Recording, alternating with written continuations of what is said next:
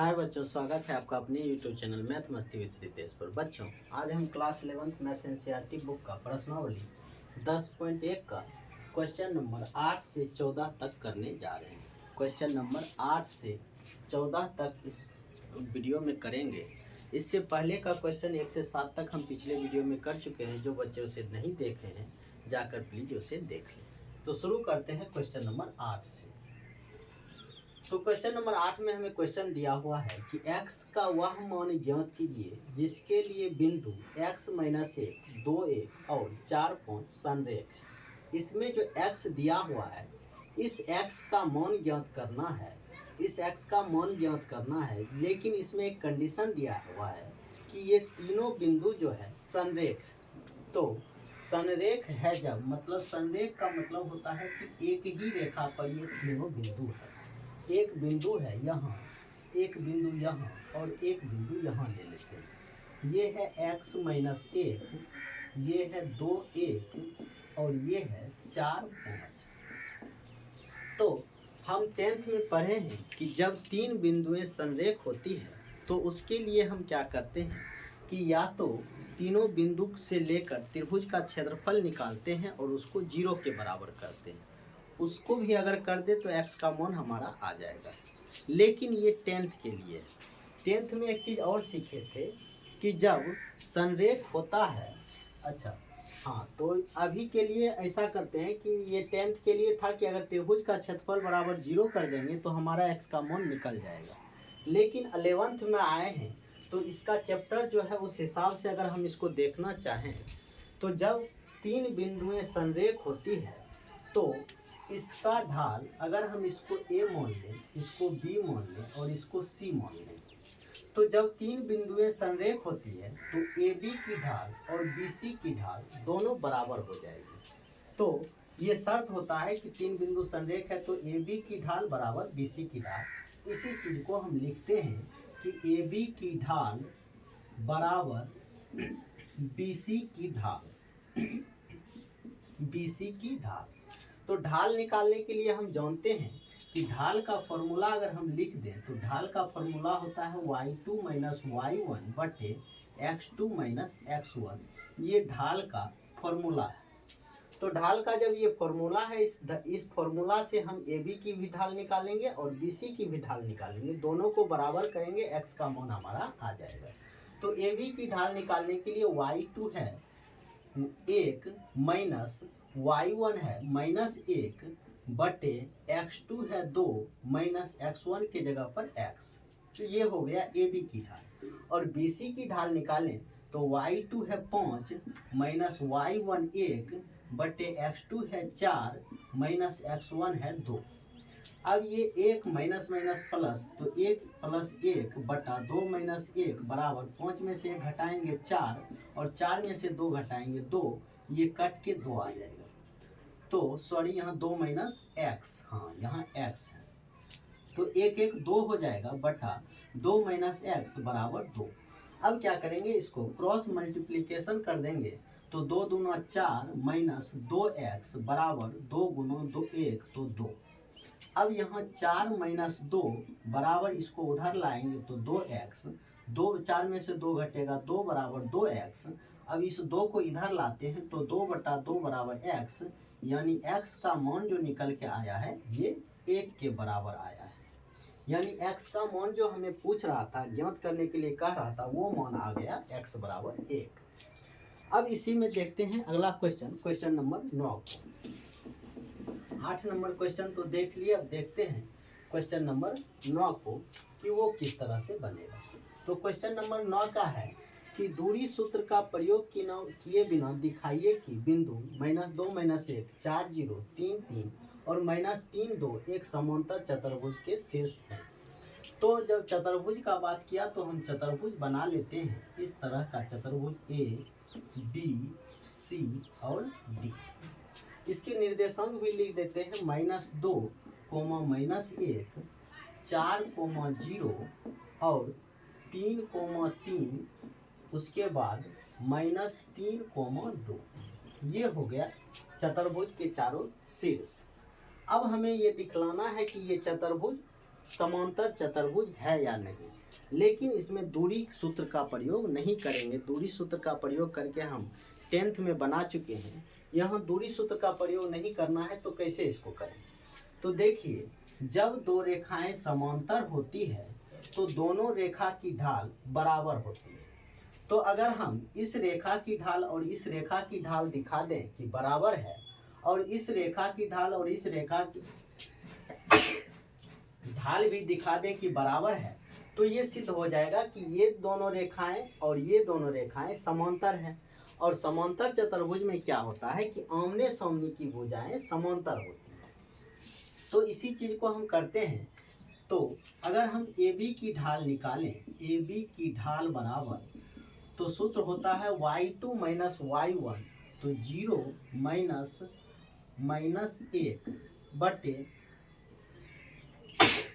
x2 4 minus x1 minus 2।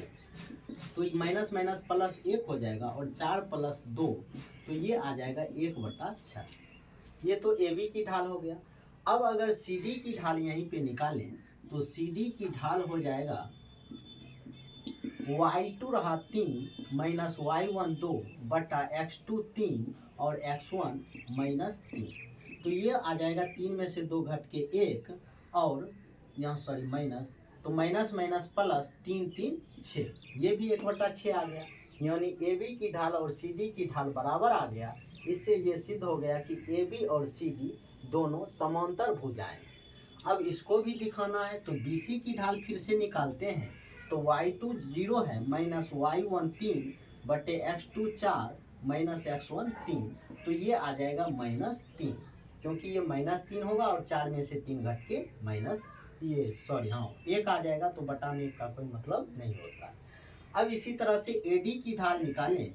AD की ढाल तो ये आ जाएगा y2 के जगह पर -1 और y1 के जगह पर 2 बटा x2 के जगह पर -2 माइनस x1 के जगह पर -3। तो ये आ जाएगा -1 -2 तो -3 बटा -2 + 3, तो ये भी आ जाएगा -3 और 3 में से 2 घटाएंगे तो बटा 1 है, उसका कोई मतलब नहीं बनता। तो इससे हम देख लिए कि BC की ढाल भी -3 और AD की ढाल भी -3। तो ये भी हो गया कि अगर दोनों की ढाल बराबर है इसका मतलब BC और AD भी समांतर है। ठीक, फिर से एक बार देख लीजिए कि ये कह रहा है सिद्ध करने के लिए कि ये जो शीर्ष है ये समांतर चतुर्भुज के शीर्ष है या नहीं। तो समांतर चतुर्भुज का जो होता है उसमें ये होता है कि आमने सामने की भुजा अगर समांतर हो तो वो समांतर चतुर्भुज होगा। तो आमने सामने की भुजा दिखाने के समांतर दिखाने के लिए जब दो भुजा समांतर होता है तो उसका ढाल बराबर होता है।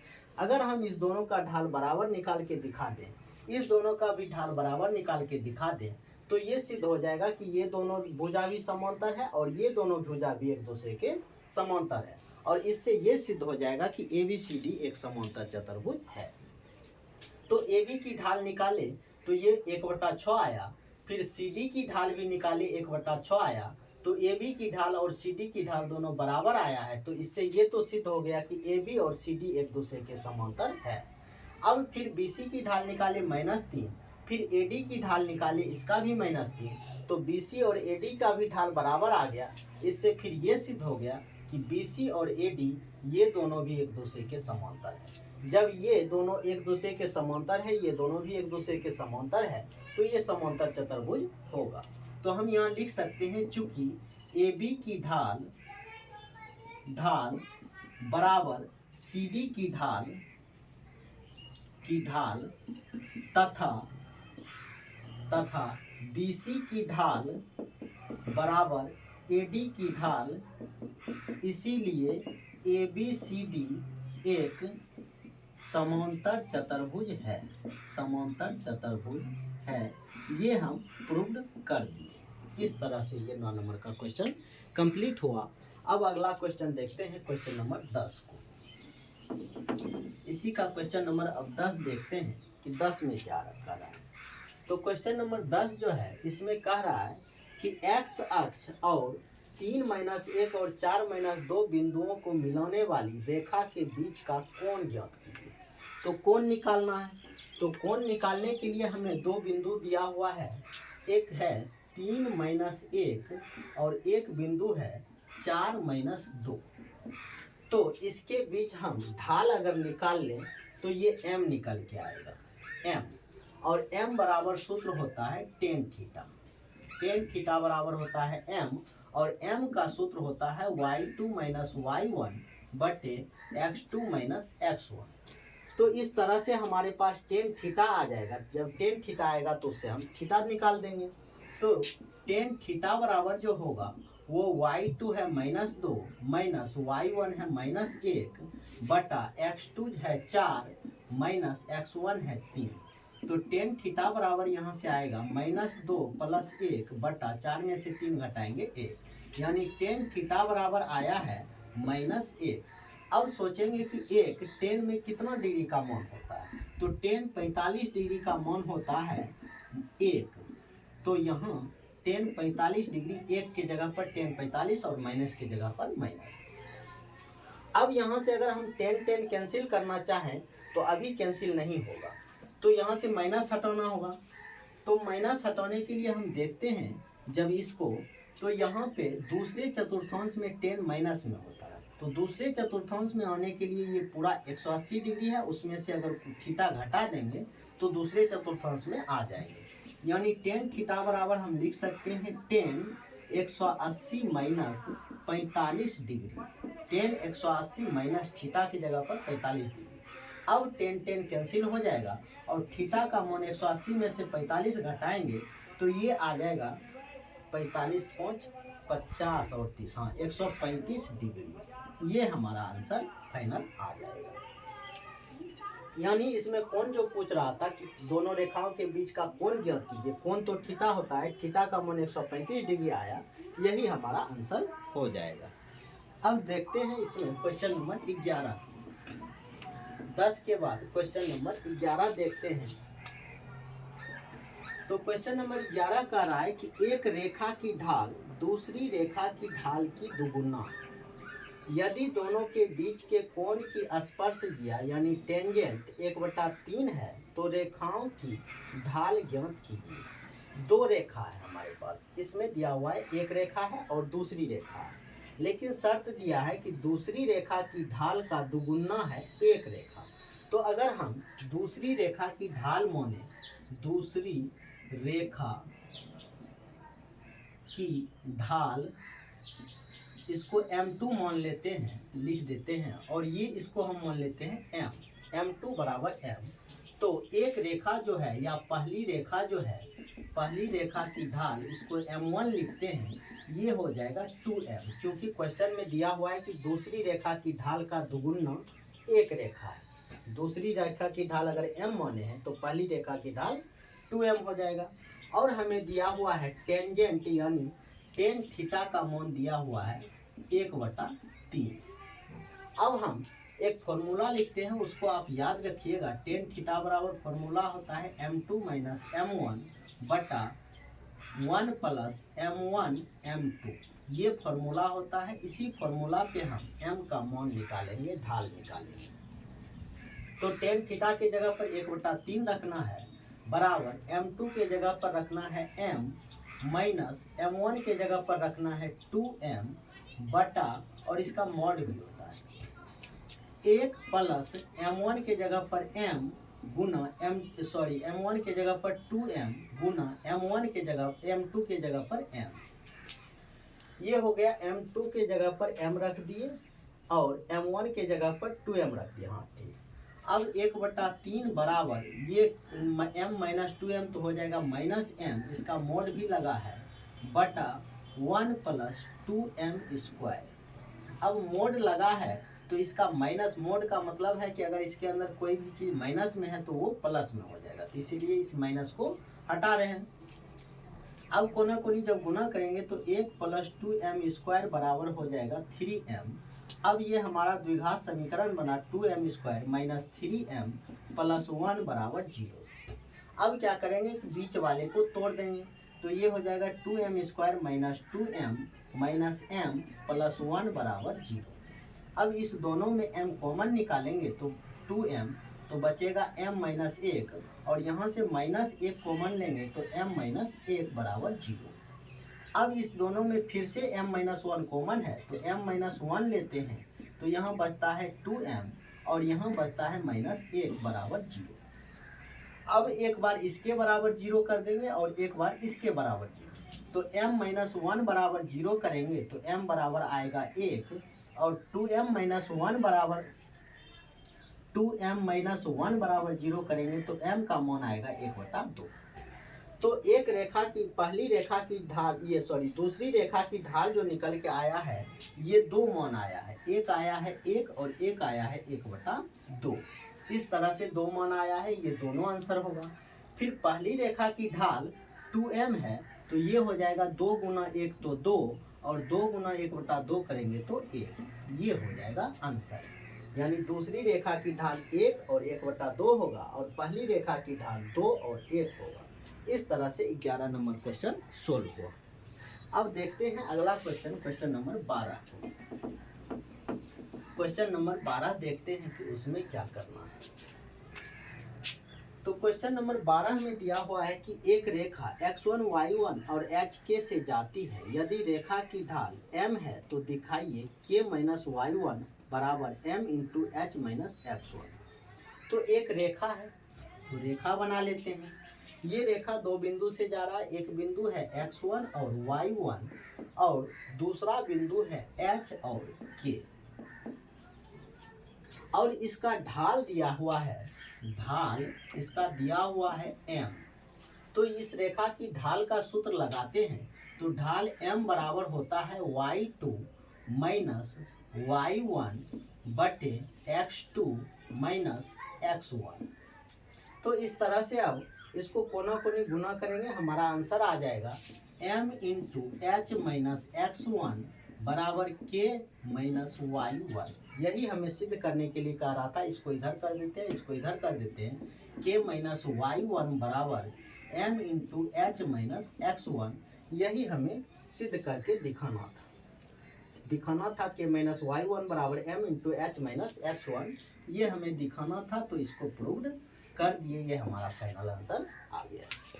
अब देखते हैं इसी में क्वेश्चन नंबर 13। 2 क्वेश्चन और बचा है, इसको फटाफट कर लेते हैं।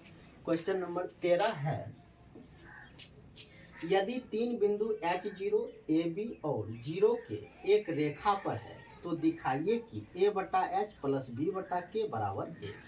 3 बिंदु एक रेखा पर है तो एक रेखा पर हम 3 बिंदु को ले लेते हैं।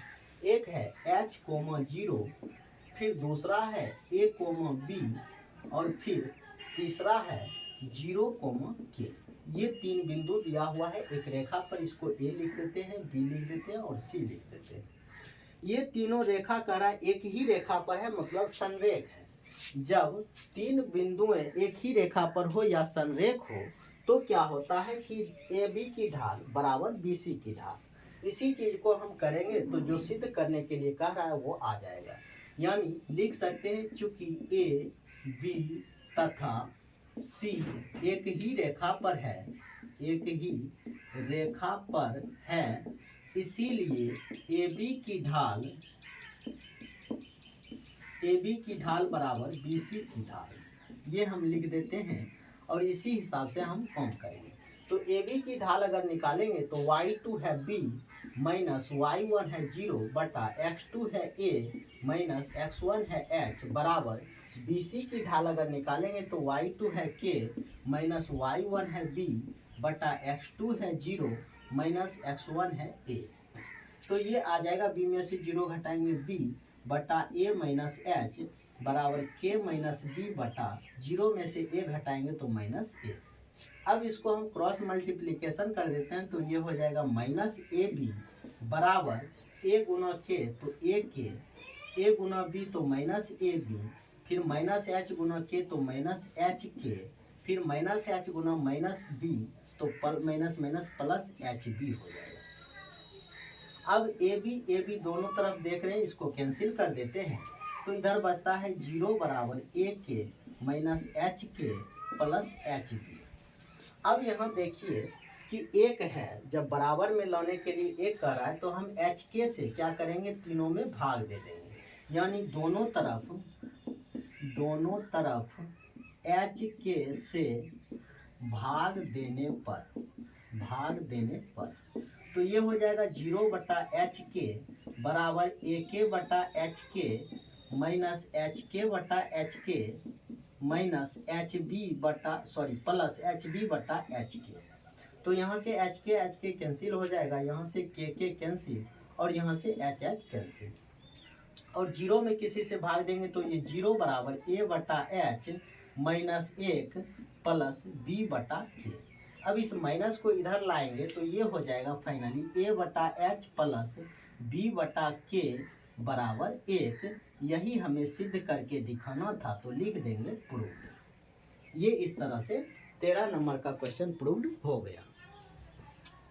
अब देखते हैं अगला क्वेश्चन, क्वेश्चन नंबर 14। इसी में क्वेश्चन नंबर 14 जो है लास्ट का क्वेश्चन नंबर 14 देखते हैं। तो इसमें दिया हुआ है एक चित्र, एक लेखा चित्र बना हुआ है। इस तरह से हम एक लेखा चित्र बना देते हैं। यहाँ है 0, फिर है 87, फिर है 92, फिर है 97, फिर है 102। इस तरह से ये है y अक्ष और ये है x। इस पे है 1985, फिर है 1990, फिर है 1995, फिर है 2000, फिर आगे इसी तरह से है। और एक लाइन यहाँ से लिया हुआ है, इस तरह का कोई लाइन है और इस पे दो बिंदु दिया हुआ है A और B। तो A है 1985 और 92, यानी यहाँ पे A है 1985, 92, और फिर दूसरा बिंदु B जो है ये है 1995 और 97। ये यहाँ के आसपास है B 1995 और 97। इस तरह से, और इसको आगे बढ़ा लेते हैं क्योंकि इसका ज़रूरत पड़ेगा। 2000 है, फिर 2005 है, फिर 2010 है, इस तरह से ये है। अब क्वेश्चन हम पढ़ के सुनाते हैं। कह रहा है कि जनसंख्या और वर्ष के निम्नलिखित लेखा चित्र, ये लेखा चित्र जो है जनसंख्या है ये, और ये है वर्ष 1985, 1990, 95, ये वर्ष दिखाया हुआ है और ये जनसंख्या दिखाया हुआ है। पर विचार कीजिए, रेखा AB की ढाल ज्ञात कीजिए। एक क्वेश्चन कह रहा है कि इस रेखा AB की ढाल ज्ञात कीजिए। फिर आगे कह रहा है और इसके प्रयोग से बताइए कि वर्ष 2010 में जनसंख्या कितनी होगी। AB की ढाल निकालना है और ये जो वर्ष 2010 देख रहे हैं इसको यहाँ लिख देते हैं। अगर 2010 कोमा ये कितना जनसंख्या होगा उसको अगर y लिख दें तो यहाँ का निर्देशांक आ जाएगा 2010 y। तो पहले तो इसमें कह रहा है AB की ढाल निकालने के लिए, तो AB की ढाल हम आसानी से निकाल सकते हैं। AB की ढाल बराबर y2 माइनस y1, तो 97 माइनस 92 बटे x2 माइनस x1, यानी 1995 माइनस 1985। ये AB की ढाल निकलेगा क्योंकि सूत्र होता है y2 माइनस y1 बटे x2 माइनस x1। अब इसको घटाएंगे तो ये आएगा 5 और इसको घटाएंगे तो 10। तो इस तरह से इसका ढाल निकल के आया 1/2। एक आंसर तो आ गया। AB की ढाल निकालने के लिए कह रहा था, ये आ गया। अब कह रहा है कि 2010 में जनसंख्या कितनी होगी। ये y का मान एक तरह से हमें निकालना है क्योंकि ईस्वी दे दिया है लेकिन वर्ष दे दिया है और जनसंख्या पूछ रहा है। तो जनसंख्या को जब हम y माने तो y अगर निकलेगा तो यही जनसंख्या आएगा क्योंकि 92 जनसंख्या है, 97 जनसंख्या है, उसी तरह से y भी जनसंख्या होगा। तो इसके लिए हम देखते हैं कि ये एक ही बिंदु एक ही रेखा पर है, यानी ये तीनों बिंदु A, B और C, ये तीनों बिंदु संरेख है। तो संरेख का हम जानते हैं AB की ढाल और BC की ढाल बराबर कर देंगे तो लिखेंगे AB की ढाल बराबर BC की ढाल। तो AB की ढाल तो हम निकाल दिए हैं 1/2 बराबर BC की ढाल निकालेंगे तो y2 के जगह पर y माइनस y1 के जगह पर 97 बटे x2 है 2010 माइनस x1 है 1995। तो ये आएगा 1/2 बराबर y माइनस 97 बटा इसको घटाएंगे 2010 में से इसको, तो ये आएगा 15। तो इस तरह से गुना करेंगे कोना कोनी, तो 2y माइनस 2 गुना 97 करेंगे तो 14 का 4 9 दूना 18, 194 बराबर 15 गुना 1 तो 15। अब y बराबर अगर निकालें 2y बराबर 15 प्लस 115 प्लस 194, तो 2y बराबर आ जाएगा 15, इसमें जोड़ेंगे तो 5 4 9 9 1 10 का 0 बाकी 1 1 2, तो y बराबर आ जाएगा 209/2। लग रहा है कुछ मिस्टेक हुआ है, क्योंकि जनसंख्या जो है वो कभी फ्रैक्शन में नहीं आ सकता, ये पूरा पूरा कटना चाहिए। तो ए बी की ढाल तो हम निकाल दिए 97 माइनस 92/1995, तो 1/2 आ गया है। ठीक, फिर अगर हम बी सी की ढाल निकालें तो y माइनस 97 बटे 2010 माइनस 1995, 15, 2y माइनस 7 दूना 14 का 4 बाकी 9 दूना 18 19, तो ये तो इतना ही आ रहा है। ठीक है, तो ये हमारा जनसंख्या आ गया 2009/2, ये हमारा फाइनल आंसर हो गया। तो इस तरह से आज क्लास 11th मैथ एनसीईआरटी का प्रश्नावली 10.1 कंप्लीट हुआ। अब आगे का प्रश्नावली लेके आएंगे। उम्मीद करते हैं ये सारा क्वेश्चन अच्छे से समझ गए होंगे। अगर वीडियो अच्छा लगे तो प्लीज़ हमारे चैनल को सब्सक्राइब करना, वीडियो को लाइक और शेयर करना।